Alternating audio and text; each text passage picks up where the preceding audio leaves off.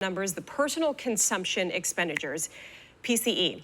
It rose 0.2% in April and 2.75% from a year ago, as expected. To help us break down this latest report, I'm joined by David Stryzewski, CEO of Sound Planning Group. David, good to see you. Good to have you back. So these numbers seem to be in line with analyst expectations, but help us understand what's behind the data for April. Well, you know, Lisa, they primarily priced this in about 2 weeks ago. And so nothing surprised us here on the upside. But as we look a little bit deeper, I think it's kind of interesting. I think the BEA is having a hard time with rounding. And the reason why I say that is that this headline number that came out was saying that it went up 0.2%. Well, that's only if you look out 3 decimal places. The number was actually 0.249.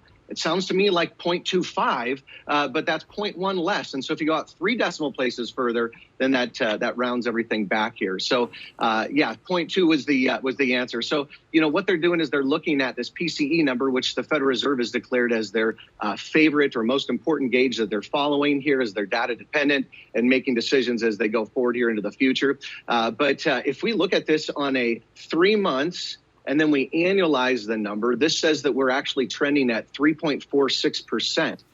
So I don't think that that's actually trending maybe as positively as, you know, maybe that headline number causes us to believe, which is just in line with what we've seen come out of these numbers here recently with inflation rising and in CPI and both PPI. And so these numbers are not trending in that right direction. Okay, so let's talk about the core PCE, which excludes food and energy costs, which is what most people spend most of their hard-earned money on. Right, exactly. So is it intellectually honest to say that, you know, these are the most important numbers when most families spend the majority of their money in those particular ways? No, it's just an indicator that economists can use to see how variables are moving throughout the economy. I don't put a huge amount of weight in them personally. I do think that we should probably you know, revise the way that we analyze things. And so maybe one way to look at it would be, how well is the middle class family doing right now, and how much are they spending of their, you know, discretionary income on basic things like, you know, food and energy costs. You know, one thing that's kind of surprising here is that auto insurance went up 22% over the last 12 months, 22%.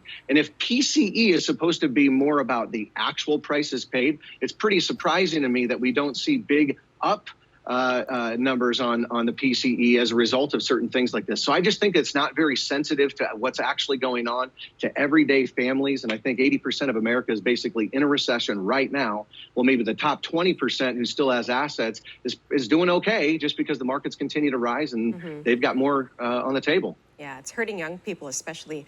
I forgot about the insurance rates. My gosh, there's just so much on the list. So as Right. you said, the PCE, the Fed's preferred inflation measure. How could it influence their decision about adjusting interest rates, which is also hurting so many people right now? Right. Well, you know, so the Fed came out because they saw PCE numbers in actually third and fourth quarter last year, and they kind of like were trending down, and everyone's like, hey, this is doing great. Well, you know, they then started talking about 6 to 7 rate cuts this coming year as a result of those reports. And so that's not happening. No one's pricing that in right now. In fact, I think with, you know, these rates kind of trending up, and with what I expect is unemployment is going to continue to deteriorate from here in a very meaningful way, as we'll see in the next month's reports and so forth as we go forward into the year. I think that we are trending in the very opposite direction. So is the Fed going to be able to cut rates? Not a chance. Inflation's going up. But I think that we're also at risk if we don't cut rates to, you know, seeing the slowdown in housing right now. We've got big challenges right now in corporate debt, which ultimately leads to issues in the banking sector. And so if we can't get meaningful cuts in a time frame that is expected and these companies need them, then we might have serious recourse come by way of, you know, Chapter 11, Chapter 13.